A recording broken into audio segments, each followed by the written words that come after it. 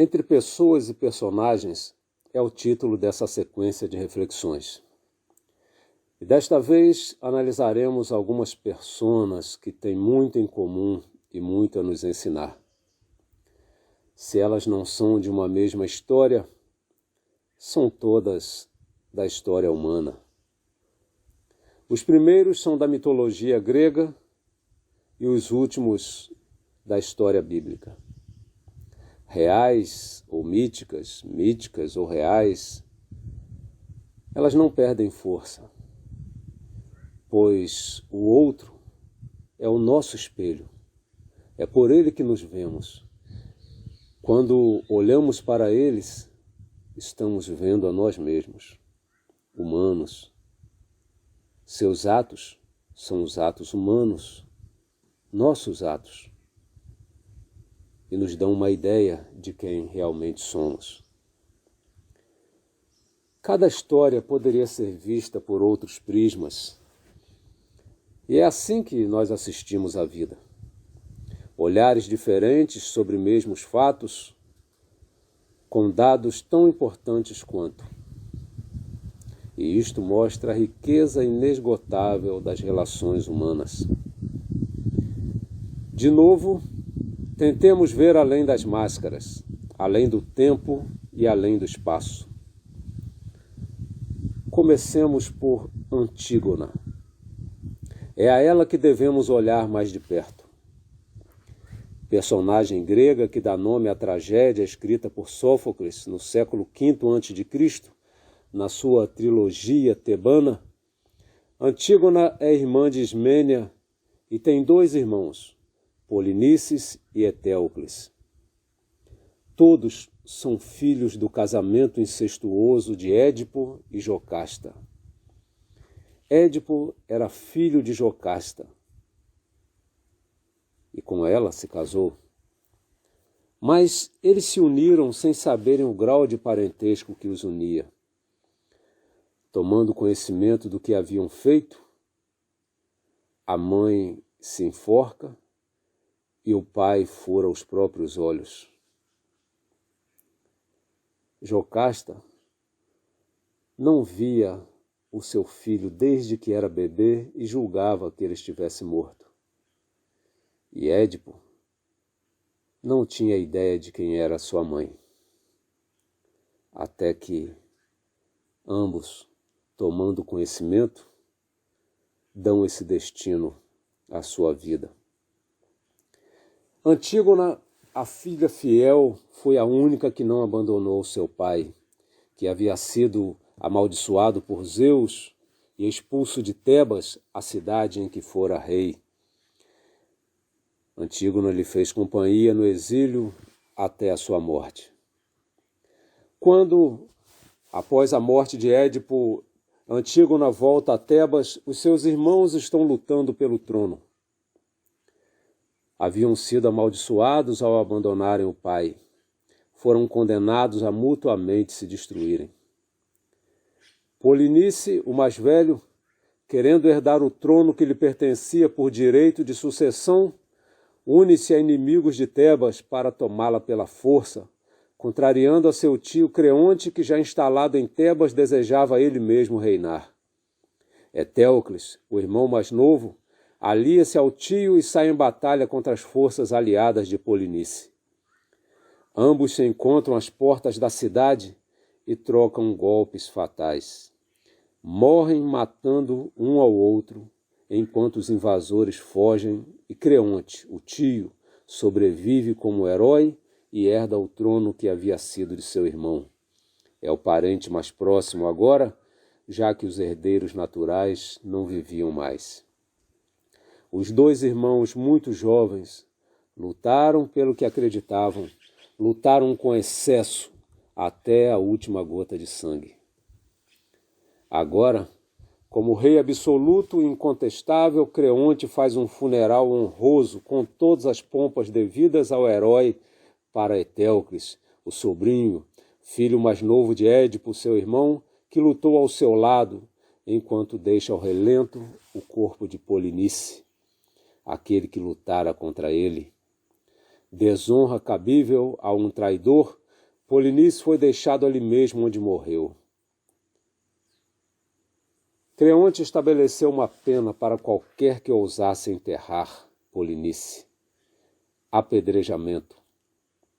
Seu objetivo era que o povo visse o cadáver sendo devorado por abutres e por cães.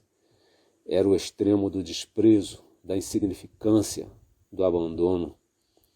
Considerado amigo do inimigo, quem fizesse algo pelo corpo amaldiçoado, ninguém poderia velar-lhe ou mesmo chorar por ele, prestar-lhe qualquer homenagem ou qualquer atenção póstuma. Que ficasse patente a diferença entre o herói e o infame. A esta determinação,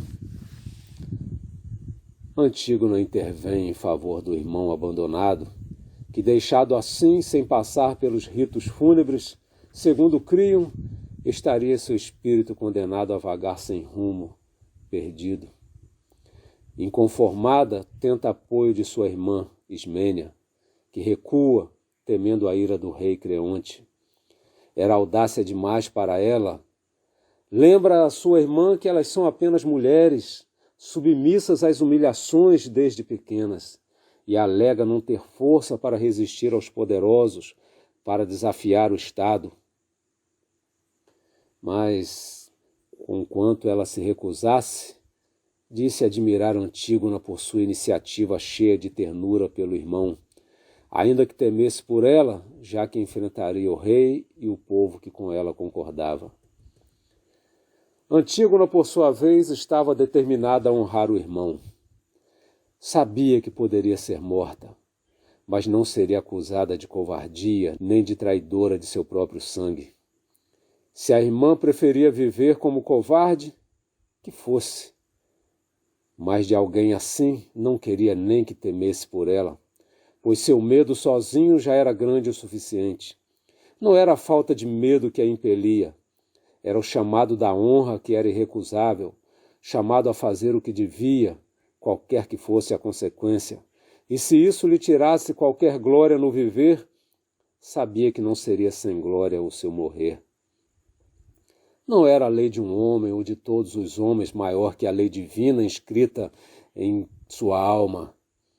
E estando contra a lei divina, qualquer outra lei deveria ser quebrada. Amor e a coragem que dele decorre insuflam sua alma de força em comum. Ao distrair das sentinelas, cava a terra com as próprias mãos, sulca com as unhas o solo regado pelo sangue dos combatentes, arrasta o corpo do irmão até a sepultura mais digna que poderia oferecer e o cobre num rito piedoso e apressado de um coração comovido, de um coração acelerado. Ao perceberem o que havia ocorrido, logo o rei é avisado. Suspeita, Antígona é caçada e é presa. Ela não fugiu, confessou, assumiu, disse ousadamente ao rei que a sua lei não era a lei divina, nem tinha direito de substituí-la. Mesmo não escrito em lugar algum, todos podiam reconhecer o mandamento divino escrito na alma. Eram as leis eternas, pois não se originam com este ou com aquele legislador. Em seguida, ela diz que não arriscaria desafiar o divino por um capricho de um insignificante rei. Obviamente, ela foi condenada à morte, como esperava. Que lição é esta nesta peça de Antígona, personagem que nos inspira, que nos provoca e nos constrange? Que há de divino nessa personagem que nos arrebata, que quase cavamos o solo ao seu lado? Na Ilíada, Homero, outro poeta grego, nos fala de outra história. E vamos olhar de perto esta cena e seus personagens. Conta ele que quando Héctor, príncipe de Troia, foi morto por Aquiles, este também recusou entregar o corpo do rival para os rituais, condenando-o à desonra. Os deuses, segundo o mito, ficaram indignados com tal atitude do herói grego, o herói Aquiles, o maior guerreiro. Para ajudar ao pai de Héctor, o rei Príamo de Troia, que sucumbia sob a tristeza, sob a desolação, para que pudesse reaver o corpo de seu filho, o deus Hermes foi enviado para lhe escoltar. O deus Hermes era o deus da retórica, da eloquência, das palavras adequadas, e estava ali para, através da boca do próprio Príamo, convencer Aquiles a devolver o filho ao pai. É angustiante ver esta cena, ver aquele pai implorando com todas as forças que as palavras possuem, dizendo a Aquiles que prestasse atenção no que ele, Príamo, rei de Troia, estava fazendo pelo filho, beijando ali as mãos que mataram o seu primogênito, que alguém que fazia aquilo faria tudo pela honra do filho. Apelou a Aquiles que se lembrasse de seu pai. Todas as palavras possíveis e adequadas foram usadas no tom certo, na medida certa, com a força certa. E foi reconhecendo esta ligação que não se pode partir, que, comovido, Aquiles cedeu e proclamou trégua no combate, aguardando por 12 dias para o reinício da peleja, dando tempo para o luto e as cerimônias rituais. Aquiles, aquele guerreiro intrépido, aquele que não temia a nada nem a ninguém, que não se dobrava diante de nenhuma lei, que buscava a glória no combate, reconhece que o combate termina com a morte e que ao homem não cabe punir além dela. Há um limite imposto pela honra ao combate. O inimigo sou eu do outro lado. Se o olhar frio pode nos levar a compreender a valorização do amigo e o descaso com o inimigo, esse mesmo olhar não pode permitir compreender o ódio ao inimigo, um ódio que perdure. Meu pai foi um ex-combatente da Segunda Grande Guerra Mundial. E eu me lembro de muitas vezes ele, ao nos contar histórias vividas nos campos de batalha na Itália, dizer que o objetivo era tirar o inimigo de combate. Não era destruir o inimigo, muito menos ultrajar, muito menos humilhar. Creonte e os demais tebanos, como Aquiles e os demais gregos, tinham o direito de festejar os heróis, mas não de humilhar os guerreiros rivais. Com histórias como esta, os gregos aprenderam a honrar os soldados que lutavam bravamente, seja de que lado estivessem. Outra personagem em semelhante condição é a Bíblia que conta a história de Rispa, uma mãe cujos filhos Harmoni e Mefibosete foram entregues pelo rei Davi aos gibeonitas para serem executados. Eles realmente foram executados e os seus corpos foram expostos na rocha de Gibeon para a contemplação de todos. Como Rispa foi impedida de enterrar os filhos, ela ficou ali por meses, sob a proteção de um pano de saco que ela mesma estendeu sobre si, símbolo de sua miséria existencial, ao lado dos seus entes, espantando os abutres durante o dia e as feras que se aproximavam à noite. Até que cerca de 5 meses depois, Davi, ouvindo falar deste fato, do zelo desta mãe que dia após dia, a todo momento, vigiava aquilo que sobrou de seus filhos, mandou buscar os ossos queridos dos filhos de Rispa, juntamente com os de outros em situações semelhantes, e lhes dar um tratamento adequado. O brio desses parentes que tudo enfrentam pelos seus é um espetáculo que não pode ser menosprezado. Tais histórias nos remetem quase que automaticamente à questão da lei dos homens e da lei de Deus. do direito positivo e do direito natural.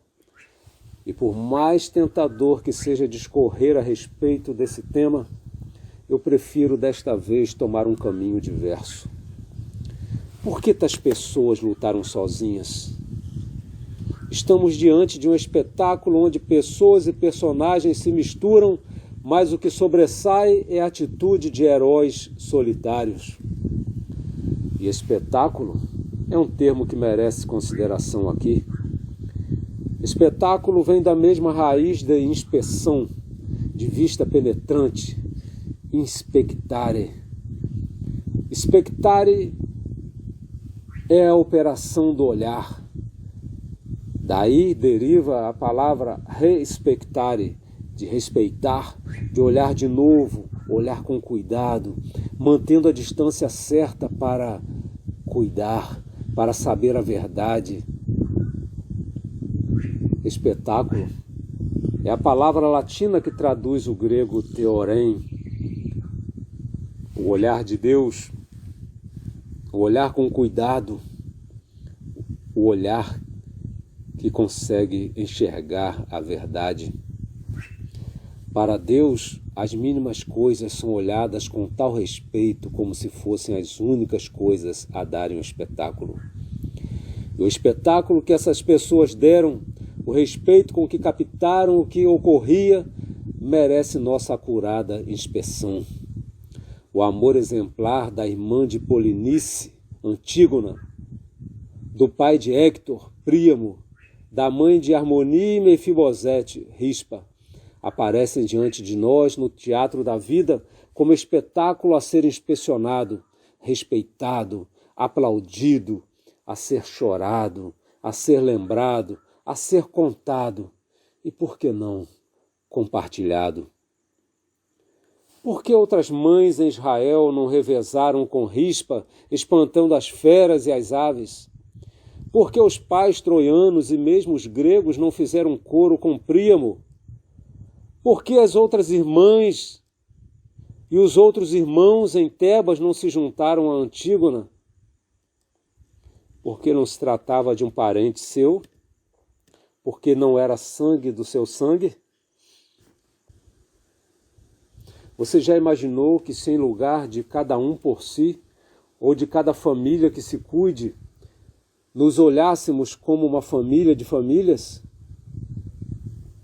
Hoje há campanhas ao tipo mexeu com uma, mexeu com todas, que deveriam ultrapassar os limites impostos pelo marketing que elas carregam. São campanhas importantíssimas e elas devem permanecer. Mas há tantos males impostos a tantas pessoas cujos sofrimentos decorrentes não suscitam empatia dos demais. Parece que só fazemos coro, só fazemos coalizão naquilo que também nos amedronta, mas naquilo que achamos que não vai nos atingir, costumamos assistir à distância. Sentimos e às vezes até gememos, mas não saímos do lugar nem mudamos nossa rotina.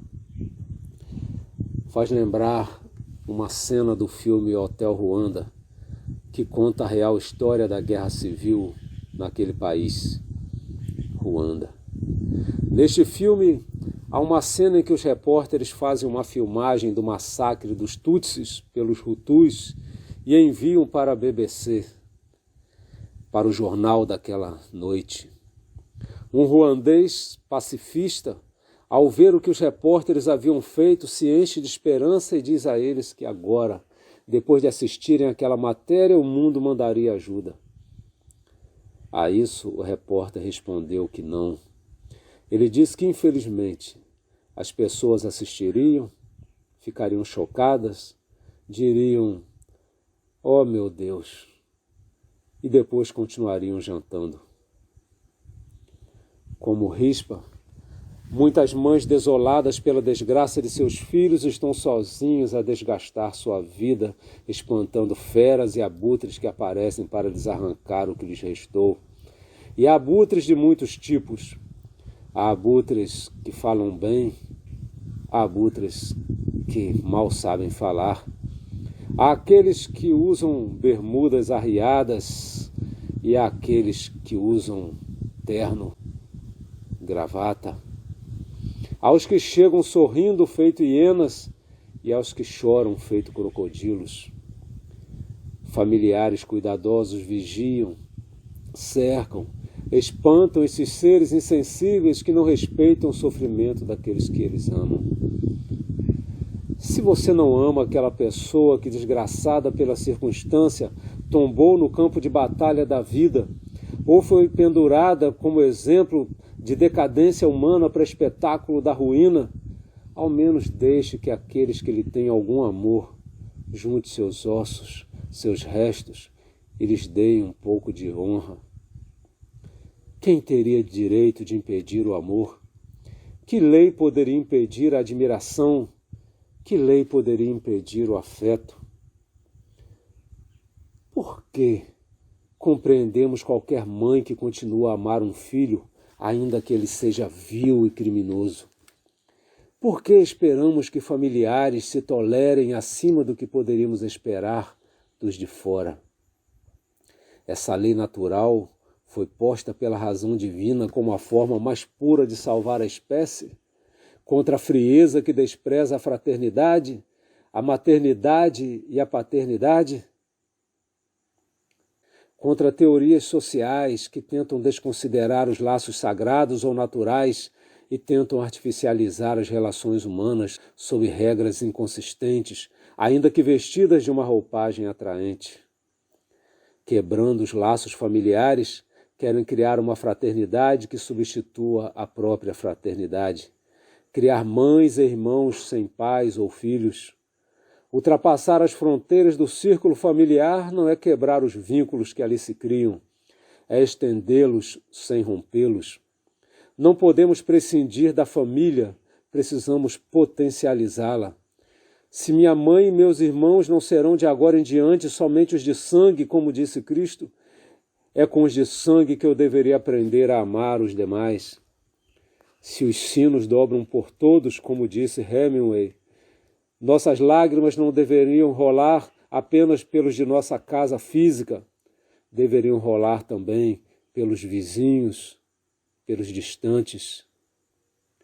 Também nossa alegria não deveria se restringir às vitórias dos nossos, mas deveríamos sorrir pelas vitórias de todos. Amar ao próximo, qualquer próximo, é algo que precisamos aprender e que ultrapassa a atitude de Antígona, ultrapassa a atitude de Príamo e ultrapassa a atitude de Rispa. Teriam eles feito o que fizeram por um que não fosse do seu próprio sangue? Cada ser humano é um filho, é um irmão a ser adotado pela humanidade.